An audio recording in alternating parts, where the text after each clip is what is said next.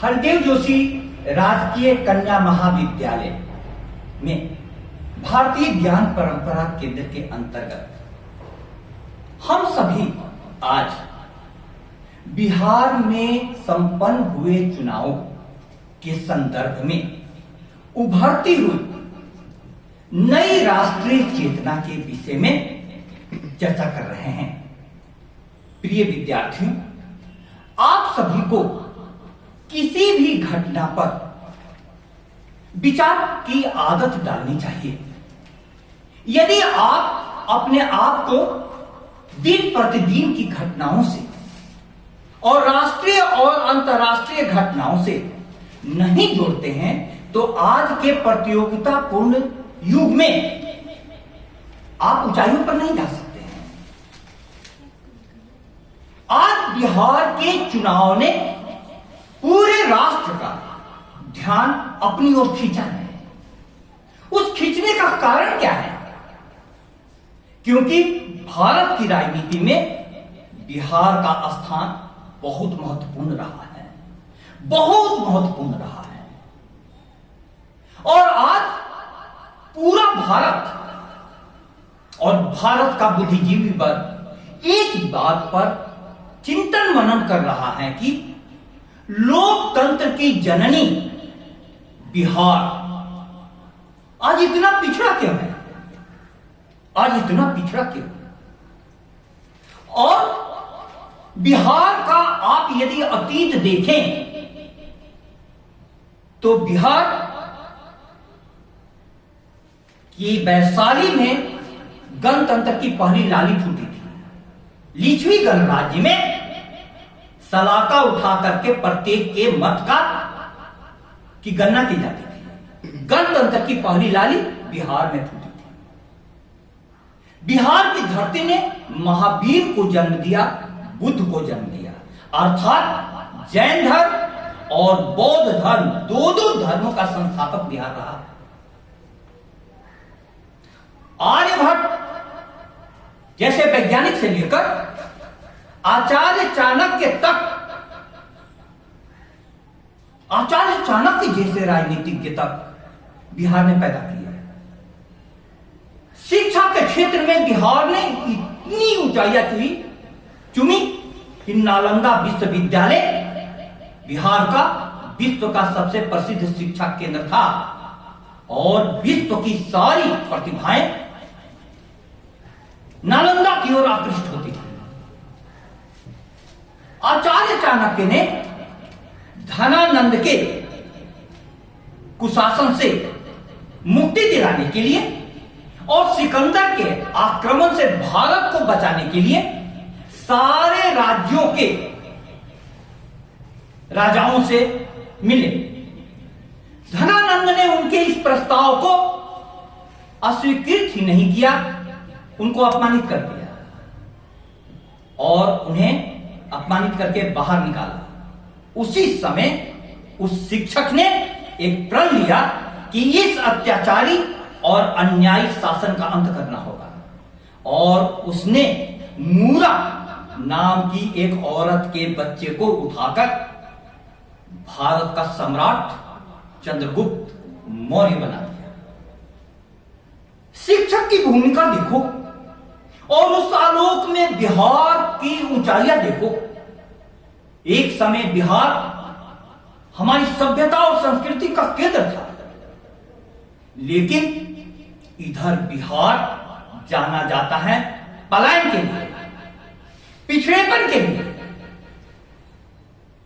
और अपराध के लिए। क्या हुआ उस धरती को? बिहार के पिछड़ेपन पर बोलते समय मैं आपको एक कवि की चंद पंक्तियां सुनाना चाहूंगा। प्रयागराज, जिसका पहले नाम इलाहाबाद था, इलाहाबाद के बारे में एक कवि ने लिखा है, यहां गंगा यहां जमुना यहीं संगम मगर फिर भी बहुत पीछे इलाहाबाद क्यों है सोचना होगा। ध्यान से सुने फिर से, यहां गंगा यहां जमुना यहीं संगम मगर फिर भी बहुत पीछे इलाहाबाद क्यों है, सोचना होगा। वो ज्ञानी है मगर नासाज क्यों है, सोचना होगा। वफा की राह में बर्बाद क्यों है, सोचना होगा। कोई क्यों सारी कुछ होते हुए राजस्थान की एक लड़की मेरे साथ बिहार गई। बिहार की उर्वर धरती, बहती नदियां, बड़े बड़े पेड़ और पढ़ने वाले लोगों को देख करके उसने सवाल किया कि फिर बिहार इतना पिछड़ा क्यों, इतना पिछड़ा क्यों, अचानक क्या हुआ। अब बिहार के चुनाव के बाद एक विश्लेषण शुरू हुआ है। मैं पटना यूनिवर्सिटी का छात्र रहा हूं और पटना यूनिवर्सिटी के छात्र संघ के अध्यक्ष लालू प्रसाद यादव जी भी रह चुके हैं और आदरणीय नीतीश कुमार जी, दोनों हमारी यूनिवर्सिटी के छात्र संघ के अध्यक्ष थे। पटना यूनिवर्सिटी ने आज भी राजनीति का क्षेत्र हो, शिक्षा का क्षेत्र हो, आज भी सबसे ज्यादा आईएएस आईपीएस पटना यूनिवर्सिटी से निकलते हैं। तो इन दोनों की राजनीति, लालू यादव जी और नीतीश कुमार जी के छात्र संघ के जीवन को भी हम सुनते आए हैं और बिहार के मुख्यमंत्री बनने के बाद हमने इनको नजदीक से भी देखा है, नजदीक से भी देखा है। अभी के चुनाव में ऐसा हुआ कि हमारे प्रधानमंत्री मोदी जी ने और सारी भाजपा ने जंगल राज का मुद्दा सबसे प्रमुखता से उठाया। जंगल राज, जंगल राज सब याद दिलाए।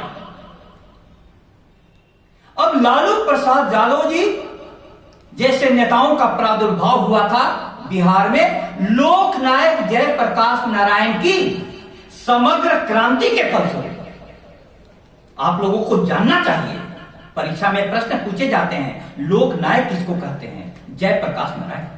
समग्र क्रांति और लालू प्रसाद यादव जैसे नेताओं का प्रादुर्भाव हुआ समग्र क्रांति से। लेकिन जब हाथ में सत्ता आई तो इनका जो शासन करने का तरीका था, निश्चित रूपे उनका योगदान है। पिछड़ों को उन्होंने आवाज दी, पिछड़े तबके को आवाज दी। वहां अन्याय था, जातिगत अन्याय था, इसको कोई इनकार नहीं करेगा। लेकिन पिछड़ों को अन्याय तो दी, लेकिन पिछड़ों को शिक्षा और आगे बढ़ने की सुविधाएं नहीं दी। अब पिछड़े जो हैं जाति के नाम पर इकट्ठे हो गए और इकट्ठे होकर के वे बड़ी जातियों के विरुद्ध अपशब्दों का उच्चारण करने लगे। सर, मेरा एक प्रश्न है कि कल ये जो परिणाम आए हैं बिहार विधानसभा के, तो इसमें एनडीए की प्रचंड जीत हुई और विपक्ष की करारी हार हुई, जबकि नीतीश जी का शासन है 2005 से वहां पे चल रहा है और उनके खिलाफ इतने लंबे समय के बाद एंटी इनकम्बेंसी नहीं है।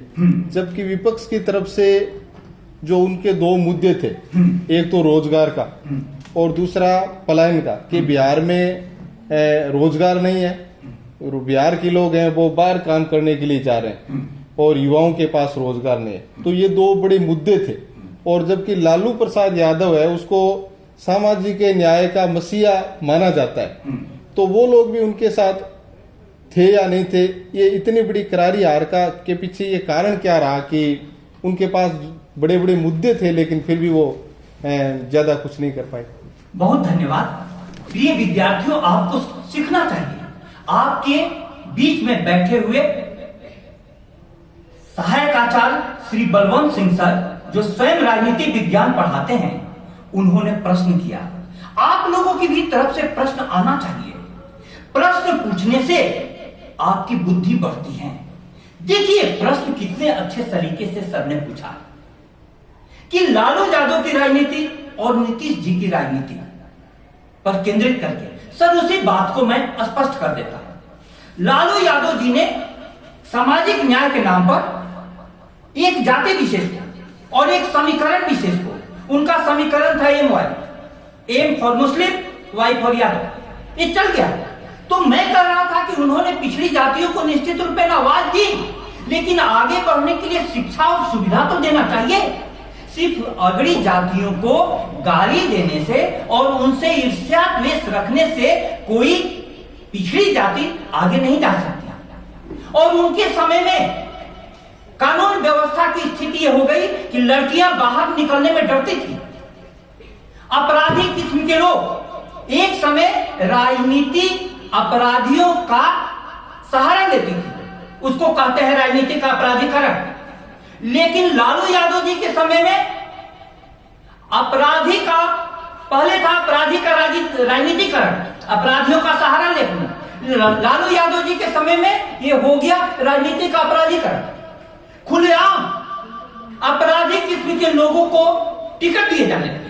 प्रिय विद्यार्थियों, ध्यान से आप सुनो। तो दो शब्द हैं, एक है अपराधी का राजनीतिकरण और दूसरा है राजनीति का अपराधीकरण। जब सीधे बाहुबलियों को टिकट दिया जाने लगा, अपराधियों को टिकट दिया जाने लगा, तो एक लॉ एंड ऑर्डर की चुनौती उत्पन्न हो गई। और उस चुनौती में भी कोई उद्योगों को विकसित नहीं किया गया, शिक्षा को पूरी तरीके से चौपट कर दिया गया। जहां नालंदा विश्वविद्यालय की शिक्षा थी, वहां पर चरवाहा विद्यालय उभर करके आने लगा। उनके कंसेप्ट में सारे शिक्षा जगत में एक प्रकार की नई संस्कृति विकसित हुई। जो भी पढ़ने लिखने वाले लोग हैं उनको अपमानित करने लगे। और धीमे धीमे लालू यादव जी का राज्य जंगल राज के रूप में बदनाम हो गया। क्यों बदनाम हो गया? क्योंकि अपहरण वहां का मुख्य उद्योग बन गया। हर मोहल्ले में पार्टी के कार्यकर्ता रंगदारी वसूलने लगे और शासन और प्रशासन उसके इशारे पर चलने लगा। उससे त्रस्त होकर के दूसरा बदलाव व्यवस्था में हुआ नीतीश कुमार जी के रूप में। नीतीश कुमार जी जब आए, वो भी पिछड़ों के नेता थे, लेकिन उनकी जाति पढ़ने में सर बहुत आगे हैं। कुर्मी जाति पढ़ने में वे बहुत आगे हैं और इसके साथ उनकी सोच सोफिस्टिकेटेड थी। वो सुसंस्कृत, सुशिक्षित। जबकि लालू यादव जी मन वचन कर्म से सबसे खुलेआम उन्होंने दिखाया कि मैं जो भी करूंगा मैं सत्ता में रहूंगा। इसके कारण ये जब आए नीतीश कुमार जी, तो स्वयं हमने देखा कि लालू यादव जी के समय में शाम में लड़कियां नहीं निकल पाती थी पढ़ने जाने के लिए, और सब जगह अपराधियों का बोलबाला। नीतीश जी ने उसको नियंत्रित कर लिया और अपराधी दुबकने लगे। इतना ही नहीं, इसके कारण जब लड़कियां बाहर निकलने लगी, सब कोई पढ़ने जाने लगे, एक भय का माहौल नहीं रहा, तो वे सुशासन बाबू के रूप में प्रसिद्ध हो गए। उसके बाद क्या हुआ? वे सड़क पर और कई प्रकार के विकास के काम उन्होंने किया। लेकिन धीमे धीमे उन्होंने एक गलती की कि बार बार सत्ता बदलने लगे। कभी आरजेडी के साथ मिलकर के उन्होंने मुख्यमंत्री पद की शपथ ले ली, कभी भाजपा के साथ, फिर कभी आरजेडी के साथ, कभी भाजपा के साथ। इसके कारण वे पलटू राम के रूप में बदनाम हो गए, पलटू राम के रूप में। अब इसके कारण, इस बदनामी के कारण, और दूसरी तरफ दूसरी जातियों ने गोलबंद होना शुरू किया। भाजपा के विरुद्ध अल्पसंख्यकों में डर का माहौल दिखा करके आरजेडी जैसी पार्टियां फिर से अपना जनाधार बढ़ाने लगी। तो ऐसे में यह जो चुनाव हुआ, इस चुनाव में संभावना थी कि कांटे की टक्कर होगी। लेकिन उसके बावजूद मैं आपको बताऊं, जंगल राज का जिसको अनुभव है वो जानता है, वो कांपा हुआ था कि यदि फिर से जंगल राज लौट गया, अपराधियों को आपने टिकट दिया है, बोए पेड़ बबूल के आम कहां से हो, तो इतने अपराधियों को एक ही पार्टी नहीं, सारी पार्टियों ने, लेकिन वहां का नेतृत्व भी यदि इसी प्रकार का व्यक्ति होगा, तब बिहार फिर दूरबीन की ओर चला जाएगा। अब क्या हुआ कि एक तरफ नीतीश जी का पलटू राम वाली छवि और दूसरी तरफ उनके समय में इधर अपराधों का ग्राफ बढ़ने लगा। तब यह कांटे की टक्कर होने लगी। एक तीसरा तत्व उभर करके आया सर, प्रशांत किशोर की जन स्वराज पार्टी। प्रशांत किशोर कई पार्टियों के, भाजपा के, कांग्रेस के, तृणमूल कांग्रेस के, कई पार्टियों के सलाहकार रहे हैं, स्ट्रेटेजिस्ट और रणनीतिकार के रूप में उन्होंने अद्भुत सफलता दिलाई। लेकिन उन्होंने स्वयं पार्टी बनाई और स्वयं पार्टी बना करके उन्होंने शिक्षा पर, रोजगार पर सबसे ज्यादा जोर दिया, अच्छे लोगों को राजनीति में खड़ा किया। 3 साल से उन्होंने गजब का मेहनत किया। प्रिय विद्यार्थी ध्यान से सुनो, 3 साल से उन्होंने गजब का मेहनत किया, उनसे भी अपेक्षा थी। लेकिन इस बार जन स्वराज पार्टी को सीटें आई है 0। अब मैं चिंता में पड़ गया हूं। जन स्वराज पार्टी जिसने अच्छे लोगों को लेकर के खुलेआम उन्होंने कहा कि आपको वोट उसी को देना जो उम्मीदवार अच्छा हो, हमारा भी उम्मीदवार यदि अच्छे किस्म का नहीं है तो उसको वोट मत देना। जन स्वराज पार्टी को आया 0। अब यह सोचने पर व्यक्ति मजबूर हो जाता है कि भारत का लोकतंत्र में, इस राजनीति में अच्छे लोग कैसे आएंगे। संस्कृत का एक श्लोक है, बहुत ध्यान देने लायक है। यथा, उसकी पंक्ति, श्लोक की थोड़ी पंक्ति है, यथा राजा तथा प्रजा, जैसा राजा ऐसा प्रजा। लेकिन यह था राजतंत्र में कि जैसा राजा होगा वैसे प्रजा होगी। राम राजा अच्छे थे तो प्रजा भी उस समय अच्छी थी, और जो राजा खराब थे उस समय प्रजा भी खराब निकली। लेकिन प्रजातंत्र में यथा प्रजा तथा राजा। यदि प्रजा अच्छे लोगों को नहीं बढ़ाएगी तो अच्छे लोग कहां से आएंगे। तो प्रशांत किशोर जी के लिए एक शेर याद आता है, देखा मियां सच बोलने का फायदा, तू जिधर है उधर कोई भी नहीं। ये अच्छा आदमी को जनता नहीं सपोर्ट कर रही है। तीसरी तरफ भारतीय जनता पार्टी। भारतीय जनता पार्टी की सबसे बड़ी खूबी है कि वह विरासत और विकास के पंखों पर अपनी उड़ान भर रही है। जैसे मोदी जी ने कहा, छठ मैया के पर्व को हम विश्व विरासत सूची में स्थान दिलाने का प्रयास करेंगे। अब छठ मैया का पर्व इतना भावनात्मक रूप से हर बिहारवासी के साथ जुड़ा हुआ है, वो यदि विश्व विरासत सूची में आ जाएगा तो निश्चित रूप में बहुत लोगों की सामूहिक चेतना तृप्त होगी। उन्होंने योग को विश्व विरासत सूची में शामिल करवाया। अब पूरा विश्व 21 जून को विश्व योग दिवस मनाता है।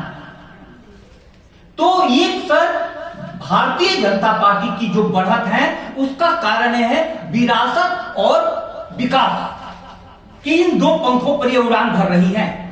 विकास तो उतनी तेजी गति से नहीं हुआ है, लेकिन एक बात जानना होगा कि अभी कोई भी राज्य सरकार, दूसरी कोई सरकार, केंद्र सरकार से पैसों की मदद नहीं मिले। नीतीश कुमार जी के साथ क्या हुआ, बहुत सारे उद्योगों को नहीं खुलवा सके। वहां पर बाहर से लोग पैसा लगाने से आकर के डरते हैं, तो रोजगार की सृष्टि नहीं हो पाई।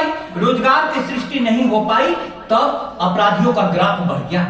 बिहार को बहुत बड़े लेवल पर काम करना पड़ेगा, चौतरफा काम करना पड़ेगा। और अभी जो नतीजे आए हैं उन नतीजों के आलोक में एक स्थिर सरकार होगी जिसमें केंद्र और राज्य दोनों में परस्पर सहयोग होगा।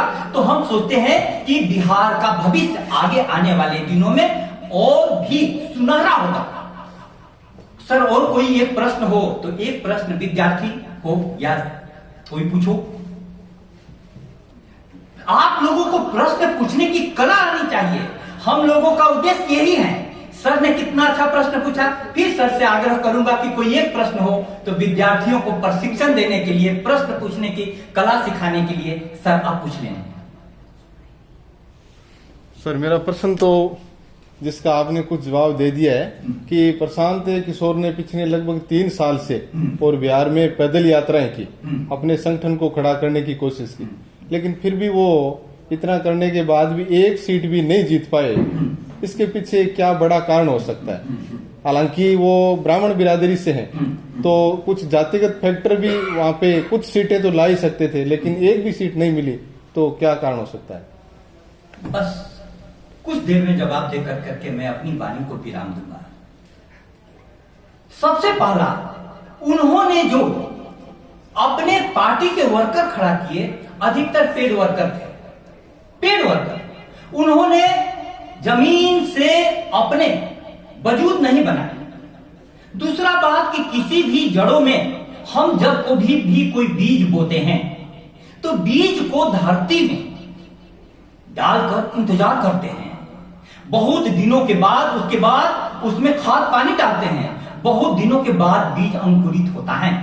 स्वयं प्रशांत किशोर जी ने इसकी संभावना व्यक्त की थी कि चुनाव में हम या तो अर्श पर होंगे या फर्श पर होंगे। बिहार का एक नेतरहाट स्कूल हुआ करता है। बिहार के नेतरहाट स्कूल जो अब झारखंड में चला गया है, वहां के बच्चे, सारे के सारे बच्चे अद्भुत निकलते हैं, मेधावी, टॉपर। वहां किसी को सेकंड डिवीजन आता है तो वो ज्यादा प्रसिद्ध हो जाता है, क्योंकि सारे बच्चे टॉप करने वाले। उन्होंने कहा था कि सबको शिक्षा की ऐसी उचित व्यवस्था मैं कर दूंगा, शिक्षा पर सबसे ज्यादा ध्यान दूंगा। शिक्षा की व्यवस्था वहां बहुत जर्जर हो चुकी है। अब दूसरी पार्टियों ने क्या किया कि अकाउंट में 10-10 हजार रुपए सीधे डाल दिए।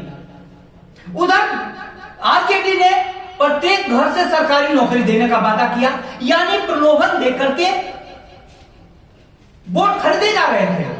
ऐसे में यदि आप अपनी जनता को कहते हैं कि आपको मेहनत करना होगा, शिक्षा के लिए आपको पढ़ना होगा, पढ़ने के लिए हम सुविधाएं देंगे और ईमानदार जीवन जीकर अपनी योग्यता के बदौलत आगे बढ़ना होगा, तो आपको वोट देने वाले नहीं मिलते हैं। आज भारत का दुर्भाग्य यही है, एक पार्टी जाति के नाम पर बांट रही है और दूसरी धर्म के नाम पर। जाति के नाम पर बंटवारा हो रहा है तो छोटे छोटे खंडों में हम बंट जाएंगे, और धर्म का आधार तो उससे बड़ा, उससे अच्छा है हिंदुत्व के नाम पर एक हो। लेकिन मैं कहना चाहता हूं, भारत का भविष्य है भारत का नागरिक होने में, न हिंदू होने में, न मुसलमान होने में, न सिख होने में, न ईसाई होने में, न अगड़ा होने में, न पिछड़ा होने में। धर्म, जाति, क्षेत्र, लिंग, किसी के आधार पर किसी के साथ भेदभाव नहीं किया जाएगा।